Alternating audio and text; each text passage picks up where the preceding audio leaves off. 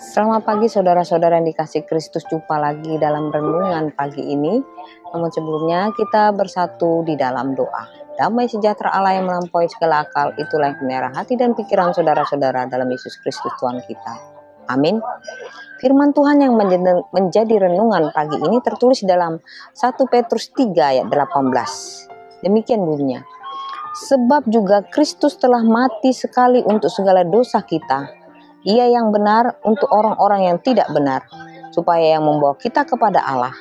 Ia yang telah dibunuh dalam keadaannya sebagai manusia, tetapi yang telah dibangkitkan menurut roh. Demikian firman Tuhan. Saudara-saudara yang terkasih, dalam konteks Yunani kuno, penebusan mengacu pada pembebasan dari suatu kejahatan melalui pembayaran harga tertentu. Ini tidak hanya sekedar pembebasan seperti yang terlihat dalam kasus tawanan perang yang dapat dibebaskan dengan membayar uang tebusan, atau dalam bahasa Yunani dikatakan eutron.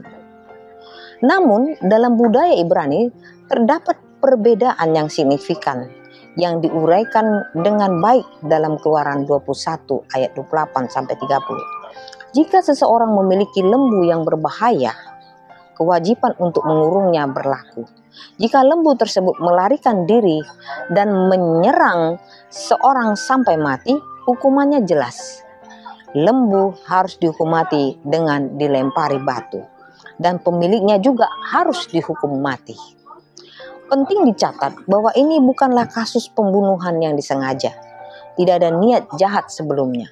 Oleh karena itu diatur bahwa suatu tebusan atau kofar dalam bahasa Ibrani dapat dikenakan, di mana pemilik lembu dapat membayar sejumlah uang sebagai ganti untuk menebus nyawa yang seharusnya hilang. Saudara-saudara, praktik-praktik lain yang berkaitan dengan penebusan pada zaman kuno melibatkan elemen-elemen khusus untuk menebus kepemilikan dan sebagainya. Konsep penebusan ini menjadi sangat relevan bagi masyarakat Kristen purba.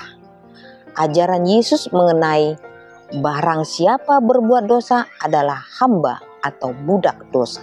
Yohanes 8 ayat 34. Sejalan dengan pandangan Paulus tentang dirinya sebagai bersifat daging, terjual di bawah kuasa dosa. Roma 7 ayat 14. Terikat di bawah kekuasaan Tuhan yang kejam.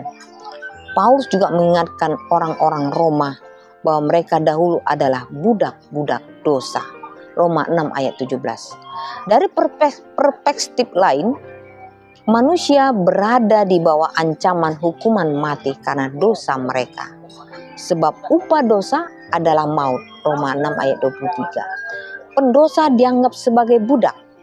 Demikian halnya Rasul Petrus mengatakan bahwa Yesus adalah penebus dosa manusia, di mana kematiannya menjadi ganti untuk segala dosa-dosa kita.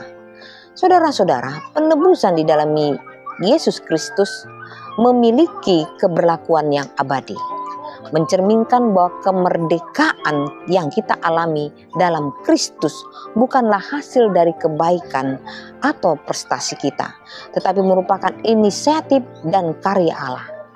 Dengan penuh belas kasihan dan inisiatif Allah mengutus anaknya untuk menyatukan kita dengan dirinya. Meskipun kita adalah orang-orang yang durhaka, yang melawannya, dan seharusnya menerima hukuman, Kristus datang sebagai ungkapan kasih karunia Allah. Tidak ada yang dapat menghindar dari murka Allah, karena kita semua berada di bawah pengawasannya dan pantas dihukum. Saudara-saudara, namun dalam tindakan luar biasa kasih karunia, Kristus datang untuk menggantikan tempat kita. Dengan menyerahkan nyawa, Kristus memperdamaikan kita dengan Allah. Dengan Allah yang benar, sementara kita sendiri tidak memiliki kebenaran. Kehadiran Kristus menjadi bukti nyata akan kasih Allah dan anugerah Allah yang melampaui segala kekurangan dan pelanggaran kita. Oleh karena itu saudara-saudara, mari kita mengucap syukur kepada Allah. Penderitaan yang kita alami Allah lebih dahulu melaluinya dengan pengorbanannya di kayu salib. Mari kita menjalani hidup kita dengan sukacita pendamaiannya. Sebagaimana firman Tuhan hari ini, sebab juga Kristus telah mati sekali untuk segala dosa kita. Ia yang benar untuk orang-orang yang tidak benar, supaya ia membawa kita kepada Allah. Ia yang telah dibunuh dalam keadaannya sebagai manusia, tetapi yang telah dibangkitkan menurut Roh. Selamat beraktivitas. Tuhan Yesus memberkati.